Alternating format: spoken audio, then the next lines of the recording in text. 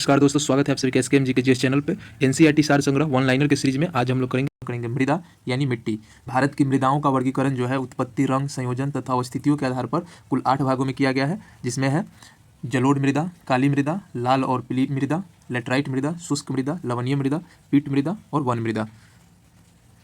मृदा जो शब्द है इसकी उत्पत्ति लैटिन भाषा के सोलम से हुई है और जिसका शाब्दिक अर्थ फर्श है। फर्श यानी फ्लोर।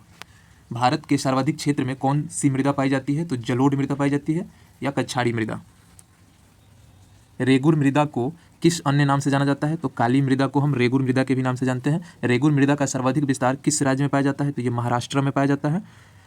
मालवा पठार में किस मृदा की अवस्थिति है? तो ये काली मिट्टी का अवस्थिति है मालवा पठार में।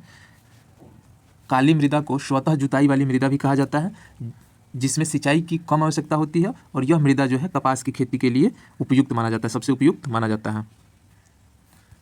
पीले रंग जो है वो फेरिक ऑक्साइड के कारण होता है और जबकि लाल रंग लोहे की ऑक्साइड के कारण होता है।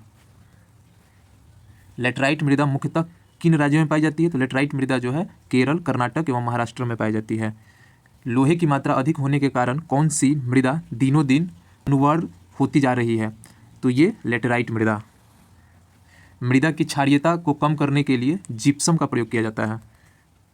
लेटराइट मृदा भारत में मुख्यतः कहाँ पाई जाती है? तो ये मालाबार तटीय प्रदेश में पाई जाती है। सबसे कम जल धारण क्षमता किस प्रकार की मृदा में होती है? तो ये बलुई दोमट मिट्टी में होती है। पौधे को सबसे अधिक जल किस प्रकार की मृदा से प्राप्त होती है? तो चिकनी मृदा से होती है। मृदा की उर्वरकता बढ़ाने के लिए कौन सी फसल उगाई जाती है? तो दलहनी फसलें उगाई जाती है।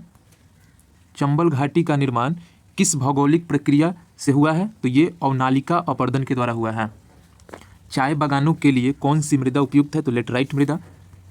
दोमट मृदा में कौन से कण पाए जाते हैं? तो गाद, मृत्तिका व रेत पाए जाते हैं। भारत की मृदाओं में किस सूक्ष्म तत्व की सर्वाधिक कमी है? तो वो जास्ता। गंगा के मैदान की पुरानी जलोढ़ मृदा कहलाती है बांगर। अम्लीय मृदा को कृषि योग्य बनाने हेतु किस खनिज का प्रयोग किया जाता है? तो ये लाइम चूना का। भारत में सर्वाधिक क्षारीय मृदा किस राज्य में पाई जाती है? तो उत्तर प्रदेश में पाई जाती है। लवणीय मृदा में नाइट्रोजन व चूने की अल्पता पाई जाती है, यानी लवणीय मृदा में नाइट्रोजन व चूने की मात्रा जो होती है वो कम पाई जाती है। जैव मृदा का रंग नीला क्यों होता है? तो जैव मृदा का रंग नीला अम्लीय व फेरस आयरन के कारण होता है। पश्चिमी राजस्थान की मृदा में किस खनिज की अधिकता पाई जाती है? तो ये कैल्शियम की। मरुस्थलीय मृदा में किस पोषक तत्व का अभाव पाया जाता है? तो नाइट्रोजन का। मृदा अपरदन को किस प्रकार से रोका जा सकता है? तो वनारोपण द्वारा, यानी अधिक से अधिक वन लगा के। पीएच मान के अनुसार मृदा की प्रकृति देखिए, जिसका 1 से 6 के बीच में पीएच हो वो अम्लीय, जो 7 हो वो मिट्टी उदासीन मिट्टी कहलाती है और जो 8 से 14 हो वो क्षारीय प्रकार की मिट्टी होती है। लाल और पीला मृदा अम्लीय प्रकृति की होती है, जिसमें नाइट्रोजन, फास्फोरस एवं ह्यूमस जैव पदार्थ की कमी होती है। ये बहुत ही छोटा सा चैप्टर था, इसी के साथ यह कंप्लीट हुआ।